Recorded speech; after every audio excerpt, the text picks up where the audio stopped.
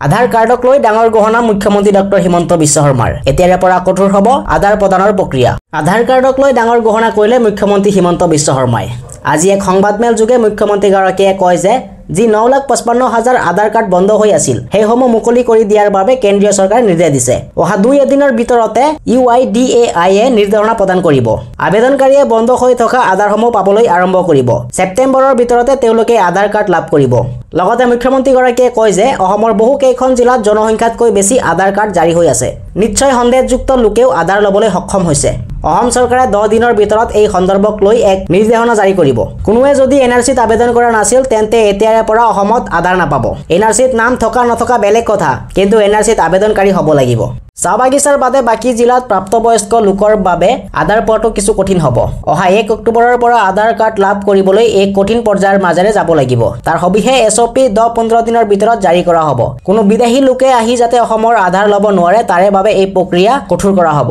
1 অক্টোবৰৰ পিছত আধাৰ ল'ব লাগিলে NRCত আবেদন কৰা নম্বৰটো লগত দিব লাগিব অৰ্থাৎ আবেদন কৰাৰ প্ৰমাণ পত্ৰ দিব লাগিব ইয়াৰ ফলত অসমত নতুন বিদেশী নাগৰিক অহাৰ পথ বন্ধ হ'ব মুখ্যমন্ত্ৰীয়ে কয় আমি সাৱধান আৰু সচেতন হ'ব বিচাৰিছো ইফালে বিদেশী নাগৰিক চিনাক্তকৰণ সন্দৰ্ভতো গুৰুত্বপূৰ্ণ মন্তব্য কৰে মুখ্যমন্ত্ৰীয়ে ডক্টৰ শৰ্মাই কয় যে 2014 চনৰ পৰা অৰ্থাৎ যেতিয়াৰ পৰা NRCত উন্নতিকৰণৰ কাম হাতত লোৱা হৈছিল তেতিয়াৰ পৰা বিদেশী নাগৰিকৰ চিনাক্তকৰণ প্ৰক্ৰিয়া বন্ধ হৈ আছিল সকলোৰে ধাৰণা আছিল যে NRC হোৱাৰ পিছত যাৰ NRCত নাম নাই তেওঁলোকৰ ওপৰত আমি ব্যৱস্থা গ্ৰহণ কৰিম কিন্তু এই সময়ছোৱাত যোৱা 2 মাহত বাংলাদেশৰ পৰা কেইবাজনো অনুপ্ৰৱেশকাৰীক গ্ৰেপ্তাৰ বা উভতাই পঠিয়াবলৈ আমি সক্ষম হৈছো ইয়ে প্ৰমাণ কৰে যে অনুপ্ৰৱেশকাৰীৰ সংখ্যা কম হলেও আহি আছে হেয়ে চৰকাৰৰ ফালৰ পৰা বিদেশী নাগৰিক চিনাক্তকৰণৰ প্ৰক্ৰিয়া তীব্ৰতৰ কৰিবলৈ নিৰ্দেশ দিয়া হৈছে যদি ভিডিঅটো চাই ভাল লাগিছে তেন্তে এটা লাইক কৰি চেনেলটো সাবস্ক্ৰাইব কৰাৰ লগতে ভিডিঅটো শ্বেয়াৰ কৰি দিয়ক ধন্যবাদ